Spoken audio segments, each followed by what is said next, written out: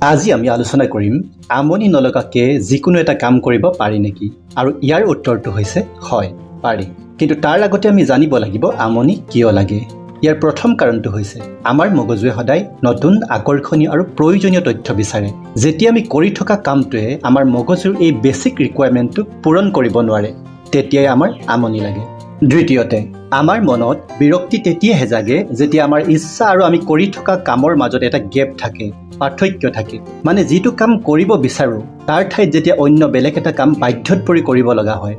আৰু যেতিয়া আমি কি কৰিব বিচাৰিছো তাৰ নিশ্চয়তা নাই কিন্তু বৰ্তমানত কৰি থকা কামটোৱে স্যাটিসফ্যাকশন দিয়া নাই তেতিয়া আমনি লাগে তৃতীয়তে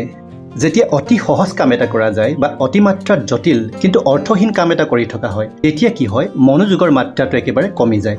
মনোযোগ কমাৰ লগে লগে আমাৰ মনত ডিফল্ট মোডটো এক্টিভেট হৈ যায় আৰু তেতিয়া কৰি থকা কামটো আমনিদায়ক লাগে চতুৰ্থ কথাটো হৈছে বিৰক্তি আমাৰ জীৱনত এটা ইভলিউশনাৰী ৰোল প্লে কৰে যিয়ে আমি যে এই পৃথিৱীত সীমাবদ্ধ হৈ থকাৰ পৰিৱৰ্তে নিজকে এক্সপ্লোৰ কৰিবলৈহে আহিছো তাকে বুজায় বিৰক্তি লাগিছে মানে আপোনাৰ স্বভাৱজাত প্ৰকৃতিটোৱে আপোনাক ইভলভ হ'বলৈ কৈছে পঞ্চমতে কেতিয়াবা বিশেষ কিছুমান পৰিস্থিতিৰ বাবে আমাৰ আমনি লাগে যেনে দীঘলীয়া সময় ধৰি যেতিয়া কিবা এটা কামৰ বাবে ৰৈ থাকিব লাগে যিটো টেম্পৰৰী হয় সেই ক্ষেত্ৰত আমাৰ আমনি লাগে কিছু ক্ষেত্ৰত কি হয় যেতিয়া মানুহ এজনৰ পেশন আৰু বৰ্তমানত তেওঁ কৰি থকা প্ৰফেশনটোৰ মাজত কোনো ধৰণৰ সামঞ্জস্য নাথাকে বাধ্যত পৰি তেওঁ কামটো কৰি থাকিব লগা হয় তেতিয়া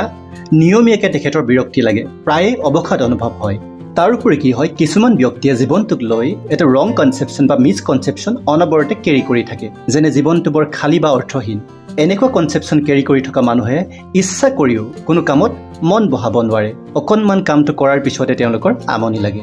ইতিমধ্যে আমি কৰি অহা আলোচনা ইয়াকে বুজাইছে যে আমনি লাগিছে মানে আপুনি কিবা এটা সলাব লাগে কাম লক্ষ্য বা দৃষ্টিভংগী আপোনাৰ ক্ষেত্ৰত এই আমনি লগাটো দূৰ কৰিবৰ বাবে কি সলাব লাগিব সেইটো আপুনিয়ে ডিসাইড কৰিব লাগিব যিহেতু অনুভৱটো আপোনাৰ মনত সৃষ্টি হৈছে যদি কামটো আপোনাৰ পেশনৰ লগত জড়িত নহয় তেনেহলে অপৰচুনিটি চাই আপুনি কামটো সলনি কৰক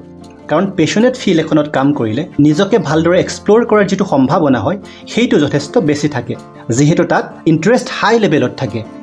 যদি কামটো আপোনাৰ পেশনৰ লগতে জড়িত তথাপিও বিৰক্তি লাগিছে তেনেহলে তেনে ক্ষেত্ৰত আপুনি আপোনাৰ পাৰসেপচন চেঞ্জ কৰাৰ প্ৰয়োজনীয়তা আছে ৰাইট পাৰসেপচনৰ অভাৱত মানুহে ভালদৰে কামত ফোকাস কৰিব নোৱাৰে ফলত আমনি অনুভৱ হয় পাৰসেপচন চেঞ্জ কৰা মানে সেলফ আপগ্ৰেডেশন কৰা এটা বেটাৰ ৱেত আপুনি নিজকে আৰু নিজে কৰি থকা কামটোক চাবলৈ শিকা আৰু তাৰ মাজেৰে জীয়াই থাকিবলৈ শিকা আৰু পাৰ্মানেন্টলি যদি আপুনি আমনি নলগাকে কাম এটা আৰম্ভণিৰ পৰা শেষলৈকে কৰিব বিচাৰিছে তেনেহলে প্ৰথমে নিজৰ গোল সেট কৰি লওক গোল সেটিংয়ে আপুনি কি কৰি আছে কিয় কৰি আছে কিমান দিনলৈকে কৰিব সেই কামটোৱে আপোনাৰ জীৱনত কেনে ধৰণৰ প্ৰভাৱ পেলাব এই সকলোবোৰ আপোনাক ক্লিয়াৰ কৰি দিব যেতিয়া আপুনি কৰি থকা কাম এটাৰ বিষয়ে আপোনাৰ হোৱাট হোৱাই when how এই সকলোবোৰ ক্লিয়াৰ থাকে তাত আমনি লগাৰ কোনো প্ৰশ্নই নুঠে যদিহে মানসিক কিবা ৰোগ নাথাকে আৰু এতিয়া মই আপোনালোক সকলোকে এটা বোনাস টিপ দিব বিচাৰিছো সেইটো হৈছে কাম এটা কৰি পোৱা পইচাৰে এনজয় কৰিম বুলি ভাবি কেতিয়াও কোনো কাম নকৰিব তাৰ পৰিৱৰ্তে কাম এটা কেনেকৈ এনজয় কৰিব লাগে সেইটো শিকক তেতিয়া আমনি নহয় আনন্দত আপুনি নিজৰ জীৱনটো জীয়াব পাৰিব